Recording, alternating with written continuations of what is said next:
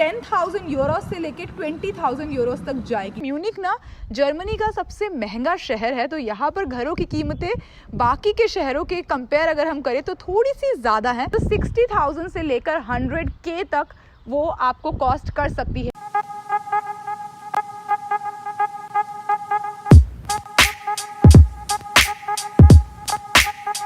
Hey guys, नमस्ते, आदाब, सत श्री अकाल।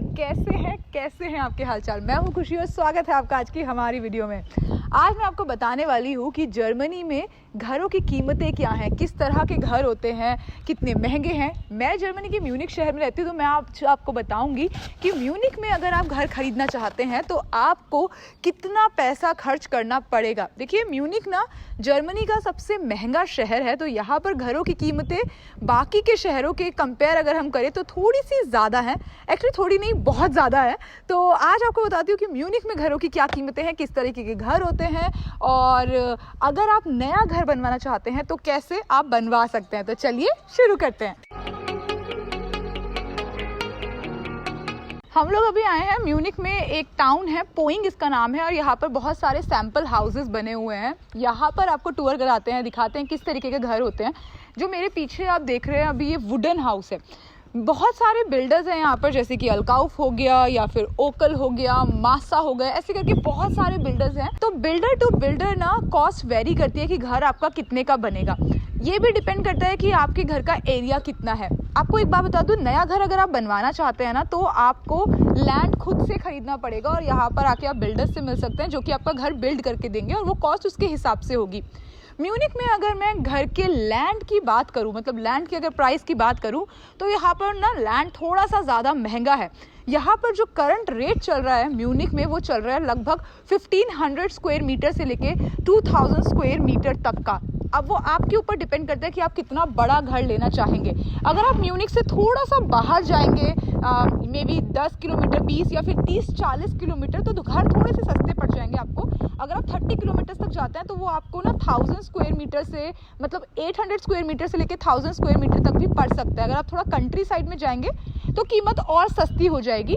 तो ये तो बात रही लैंड प्राइस की। अब बात करते हैं घर के कीमतों की। देखिए, अगर आप ना म्यूनिक में घर लेने की सोच रहे हैं, म्यूनिक में या कंट्री साइड पे या थोड़ा सा दूर म्यूनिक से बाहर, तो सबसे पहले मैं आपको एडवाइस करना चाहूँगी कि आप ना ऑनलाइन सर्च करें और देखें कि कौन से घर, कौन से बिल्डर्स आपके बजट में फिट होते हैं। क्योंकि यहाँ पर ना पोइंग में बहुत सारे बिल्डर्स हैं, कम से कम 60-70 बिल्डर्स आपको मिलेंगे, जिनके रेट ना, मतलब रेट्स में बहुत ज़्यादा ह्यूज डिफरेंस है। मतलब किसी का घर आपको 300K का मिलेगा तो किसी का आपको 1.5 मिलियन का। तो इसमें ह्यूज डिफरेंस है। तो आप इतना टाइम नहीं वेस्ट करना चाहेंगे कि हर एक घर को जाकर पर्सनली देखें, बट आप ऑनलाइन चेक कर सकते हैं अपने बजट के हिसाब से या आपकी जो रिक्वायरमेंट है उसके हिसाब से। फिर यहाँ पर आकर आप अपॉइंटमेंट ले सकते हैं और कुछ घर को आप विजिट भी कर सकते हैं चाहे तो, क्योंकि यहाँ पर ना बहुत अलग अलग घर है। और बात आपने सुनी होगी ना, जितना शक्कर डालेंगे उतना ही मीठा होगा। तो जितना पैसा खर्च करेंगे घर उतना ही ज़्यादा खूबसूरत होगा। जब आप घर खरीदना चाहेंगे, तो मैंने आपको लैंड का कॉस्ट बता दिया, मैं म्यूनिक की यहाँ पर बात कर रही हूँ। अब बात करते हैं बिल्डर की। देखिए, बिल्डर की कॉस्ट ना डिपेंड करती है कि आपका जो घर है वो कितने स्क्वायर मीटर में होगा। अगर जो आपके घर का एरिया है लगभग 300 to 350 स्क्वायर मीटर, तो वहाँ पर आप लगभग 120 स्क्वायर मीटर से लेकर 150 स्क्वायर मीटर तक का लिविंग स्पेस वाला घर बना सकते हैं। यहाँ पर ना गवर्नमेंट जो ऑर्गेनाइजेशन है, अथॉरिटी है, उनके हिसाब से ना कुछ रूल्स सेट हैं जिनके अकॉर्डिंग ही आप घर बना सकते हो। यानी कि एक एरिया में आपको पर्टिकुलर स्पेस होगा जो छोड़ना ही होगा ग्रीन एरिया के लिए, जिसमें आपका गार्डन होगा, ट्रीज़ होंगे और जो ग्रीन एरिया होगा, और पर्टिकुलर स्पेस पर ही आप ना जो है लिविंग स्पेस यानी कि घर बना सकते हैं। क्योंकि कुछ एरिया आपको गार्डन के लिए, कुछ एरिया आपको गैराज के लिए यानी कि कार पार्किंग के लिए आपको छोड़ना ही पड़ेगा। ये मैंडेटरी है।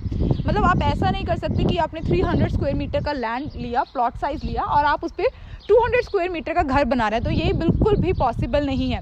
एक और इंटरेस्टिंग बात आपको बताती हूँ, जब आप यहाँ पर लिविंग स्पेस डिस्कस करते हैं किसी भी बिल्डर के साथ, तो जो लिविंग स्पेस है ना, वो फ्लोर वाइज काउंट होता है। तो यानी कि अगर आपको कोई बिल्डर बोल रहा है कि आपका घर वो 180 स्क्वायर मीटर में बनाएंगे, तो इसका मतलब ये नहीं है कि 300 प्लॉट साइज में से 180 स्क्वायर मीटर आपका रिड्यूस हो गया, बल्कि इसका मतलब ये है कि आपका एक पर्टिकुलर स्पेस होगा ग्राउंड फ्लोर पर, यानी कि लगभग 70 to 80 square metre ground floor plus 70 to 80 square metre first floor पे। तो दोनों फ्लोर का मिला के 180 स्क्वायर मीटर होगा।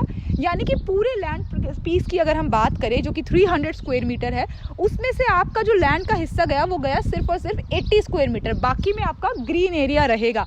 तो हर फ्लोर का जो स्पेस है वो काउंट होता है। अगर आप खुद के घर में केलर बनवाना चाहते हैं तो वो भी एरिया काउंट करेगा और वो भी लिविंग स्पेस में ही कैलकुलेट किया जाएगा।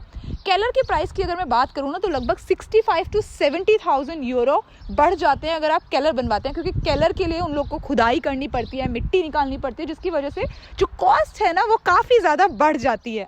देखिए, जब आप घर बनाने की सोचते हैं या घर बनवाना चाहते हैं तो लैंड कॉस्ट हो गया, बिल्डर कॉस्ट हो गया, जो कि मैंने आपको बताई नहीं है बट बताती हूँ आगे। इसके अलावा ना जब आपको बिल्डर अपनी कॉस्ट बता देगा, लैंड आपको मिल जाएगा, उसके अलावा भी खर्चे होते हैं। उसके अलावा जो एक बड़ा खर्चा होता है एंसिलरी कॉस्ट, क्योंकि जब बिल्डर आपको घर बनाता है ना तो वो सिर्फ और सिर्फ हाउस का पैसा लेता है, यानी कि जो जितना भी उसमें सीमेंट, ईंट, पत्थर या प्री फैब्रिकेटेड हाउस बेसिकली वो होता है, वो वुड उस सब का पैसा लेता है। उसको खुदाई में जो खर्चा हो रहा है, वहाँ पर सीवर लाइन बिछने में जो खर्चा हो रहा है, इलेक्ट्रिसिटी लगने में जो खर्चा हो रहा है, हीटिंग, इसका पैसा होता है एंसिलरी कॉस्ट में, जो कि अगेन बहुत ह्यूज अमाउंट होता है। अगर मैं बात करूँ तो वो म्यूनिक, क्योंकि मैंने आपको बताया महंगा शहर है, यहाँ पर महंगाई थोड़ी ज़्यादा है, तो 60,000 से लेकर 100K तक वो आपको कॉस्ट कर सकती है एंसिलरी कॉस्ट। यानी कि लैंड प्राइस हो गया, जो कि मैंने आपको बताया कि अगर आप म्यूनिक के अंदर लेते हैं तो 1,500 से लेकर 2,000 स्क्वायर मीटर का पर स्क्वायर मीटर का लैंड है। थोड़ा सा कंट्री साइड में जाएंगे तो आपको 800 to 1000 मिल सकता है, ठीक है। और कंट्री साइड पे जाते जाते रहेंगे तो प्राइस डिक्रीज होता रहेगा। उसके अलावा आपको बिल्डर का कॉस्ट होगा। और तीसरी जो इम्पॉर्टेंट कॉस्ट है वो है एंसिलरी कॉस्ट, जो कि है अराउंड 60,000 से लेकर 100,000 तक। तो इस कॉस्ट में क्या क्या इंक्लूड होता है, जो क्रेन आएगी मिट्टी खोदने के लिए, ठीक है, वो हटाने के लिए, ये सब कॉस्ट उसमें इंक्लूड होगी। वहाँ पर कोई पाइपलाइन बिछेगी, अगर इलेक्ट्रिसिटी की जो पाइपलाइन बिछेगी या गैस की फिटिंग होगी, अगर आपका नई जगह पे घर होता है, और अगर वहाँ पर ऑलरेडी एक घर है तो आपको देनी पड़ेगी डिस्ट्रक्शन कॉस्ट भी, जिसकी कीमत होती है लगभग 30,000 यूरो। यानी कि अगर आप आइन फैमिली यानी कि सिंगल फैमिली हाउस बनाते हैं तो ये कॉस्ट आप बेयर करेंगे। बट अगर आपका डबल हाउस है, यानी कि वहाँ पर और घर भी हैं, आपके नेबर्स हैं, एडजेसेंट नेबर, तो वो कॉस्ट जो है वो बराबर बराबर बट जाएगी। एक जो बहुत इंपॉर्टेंट चीज़ है जो एंसिलरी कॉस्ट में आता है वो आता है एंसिलरी कॉस्ट में, पता है क्या आता है, और कि जो लोग आपके यहाँ पर आके काम करेंगे उनके लिए पोर्टेबल टॉयलेट्स बनाने का, ये सारी चीज़ें एंसिलरी कॉस्ट में इंक्लूड होती है। अगर आपका सिंगल फैमिली हाउस है तो ये पूरी कॉस्ट आप अकेले देंगे, अगर वहाँ पर आपके नेबर्स है तो ये कॉस्ट भी बराबर बराबर बढ़ जाएगी। लेकिन जब आप लोन के लिए अप्लाई करेंगे तो इस कॉस्ट को भी ध्यान में रखना होता है, अदरवाइज जब आपको लोन मिल जाएगा और बाद में जब घर बनना शुरू होगा तब आपको काफ़ी महंगा पड़ सकता है। घर बनने के बाद सबसे पहली रिक्वायरमेंट आपको होगी किचन की, क्योंकि देखिए अब जब खाना नहीं मिलेगा, पानी नहीं होगा घर में, मतलब किचन टैप नहीं होगी, सिंक नहीं होगा, तो कैसे आप उस घर में शिफ्ट हो सकते हो। तो घर के बाद सबसे बड़ा खर्चा आता है किचन का, जो कि आपको अपनी जेब से देना पड़ता है। तो यहाँ पर ना आप बहुत सारे स्टोर्स हैं, जैसे कि आइकिया हो गया, हॉफनर हो गया, जहाँ पर जाकर आप किचन सेलेक्ट कर सकते हैं। तो किचन की प्राइस भी ना अगेन वेरी करती है, जो कि 7,000 यूरो से 25,000 तक जाती है।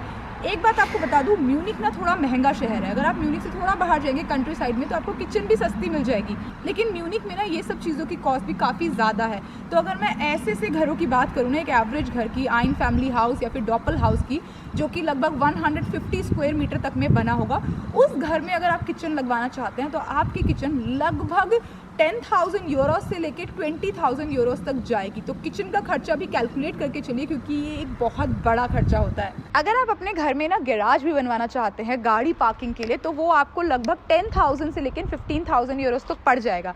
देखिए, ज़रूरी नहीं है कि आप ये सारी चीज़ें, यानी कि गार्डन हो गया, गैराज हो गया, या बिल्डर से ही बनवाए। ये आप बाहर के लोगों से भी पता कर सकते हैं, क्योंकि जनरली मैं आपको एक बात बताऊँ ना, टर्किश लोग जो होते हैं ना, वो आपको काफ़ी काम आपका काफ़ी सस्ते में कर देते हैं, जबकि अगर आप जर्मन लेबर लेंगे ना तो वो आपको काफ़ी महंगा पड़ेगा। तो सारी चीज़ें बिल्डर से करवाने की ज़रूरत नहीं है, जैसे कि गार्डन, गैराज, ये सब कुछ बिल्डर से कराने की ज़रूरत नहीं है। आप बाहर भी कॉस्ट पता कर सकते हैं और उसके हिसाब से आप कर सकते हैं। लेकिन अगर मेरी आप राय माने तो गैराज, जो मतलब मैं अपने एक्सपीरियंस से बोल रही हूँ, आपको 10,000 से लेके 15,000 तक में आपका एक गैराज बन जाएगा। अब बात करते हैं बिल्डर्स की प्राइस की। तो ये डिपेंड करता है कि आपके घर का ना एरिया कितना है और कितना लिविंग स्पेस आप इस्तेमाल कर रहे हैं घर बिल्ड करवाने के लिए। इन लोगों के पास ना बहुत सारे मतलब थाउजेंड्स ऑफ हाउस टाइप होते हैं जिसको आप इस्तेमाल कर सकते हो घर बनवाने के लिए। आप कौन सा वुड इस्तेमाल कर रहे हो, फ्लोरिंग कौन सी है, आपकी विंडोज़ कौन सी है, इन सब पर भी प्राइजेस डिपेंड करता है और ये बिल्डर टू बिल्डर ना वेरी करता है।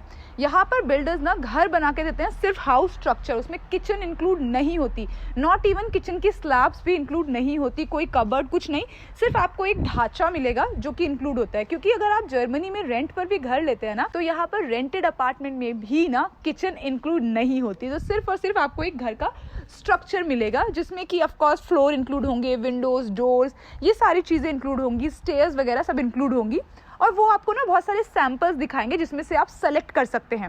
अगर हम प्राइजेस की बात करें ना तो लगभग 250K से लेकर 1.5 मिलियन तक के घर हैं।